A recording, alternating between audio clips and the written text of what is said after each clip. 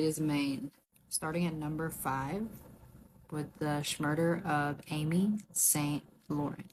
It's a case that completely changed course and still has no real answers.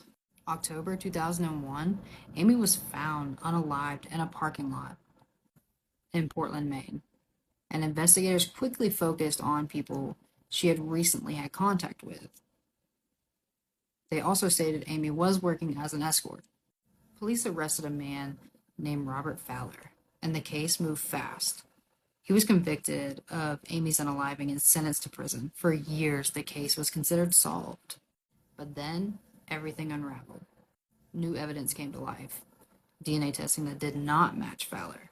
His conviction was eventually overturned, and his release after spending years behind bars for a crime he didn't even commit.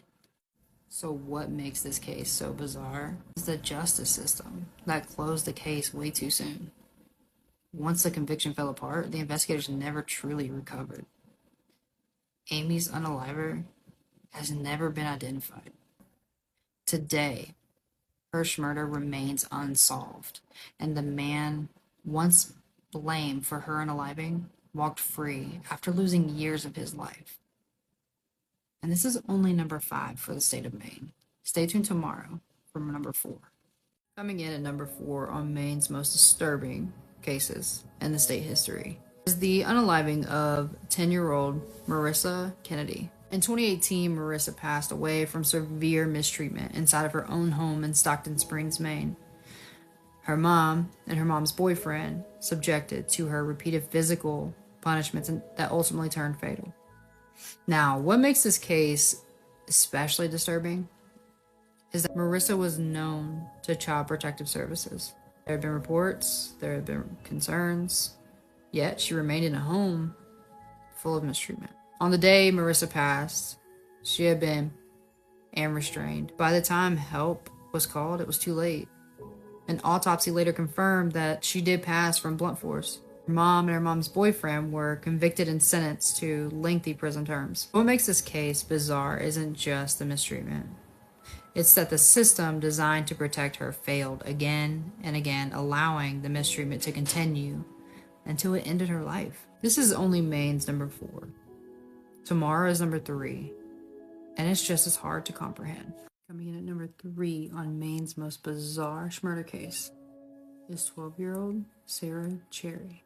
It's been more than 30 years and people are still arguing about it.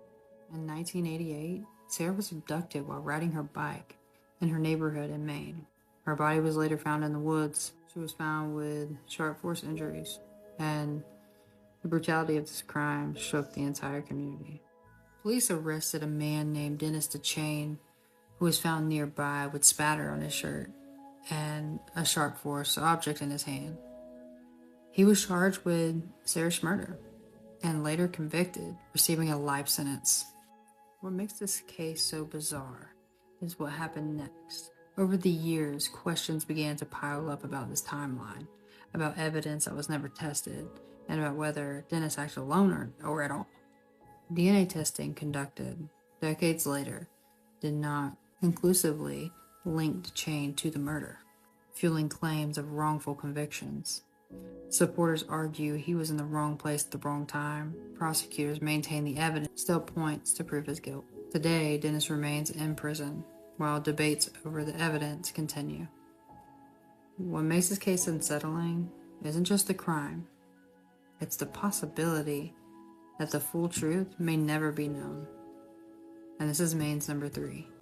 Coming in at number 2 on Maine's most bizarre murder cases is the unaliving of 16-year-old Joy McLean. On August 8, 1980, Joyce went out for a jog near her home. She never came back.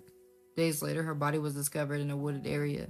She had been murdered. At the time, investigators had very little evidence to go on and no clear suspect.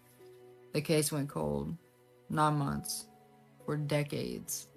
Joyce's family waited while leads just dried up and the trail disappeared. Then, in 2018, advances in DNA testing changed everything.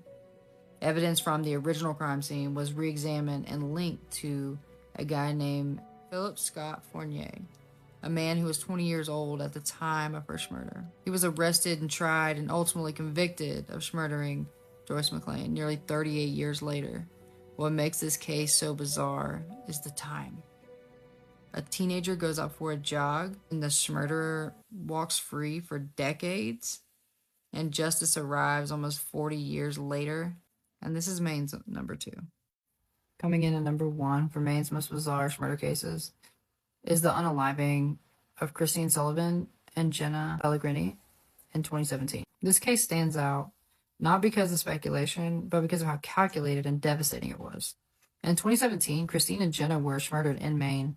Both were young women. Both unalivings were initially surrounded by unanswered questions. As investigators worked the case, they began uncovering connections between the victims and a man named Timothy Vario, and the investigation revealed evidence that tied him to both unalivings. These were not random acts. Prosecutors showed that the murders were intentional and carried out with a level of planning that shocked those that was following the case. Timothy was arrested and charged and later convicted of the murders of Christine and Jenna. And what makes this Maine's most bizarre isn't just the 2 lives that were taken, it's how quietly it happened. 2 murders, 1 perpetrator, and a truth that only came together piece by piece. This case left families devastated and communities shaken. It remains one of the most disturbing murder cases in Maine's history. Monday, we'll be starting a whole new state. Will it be yours?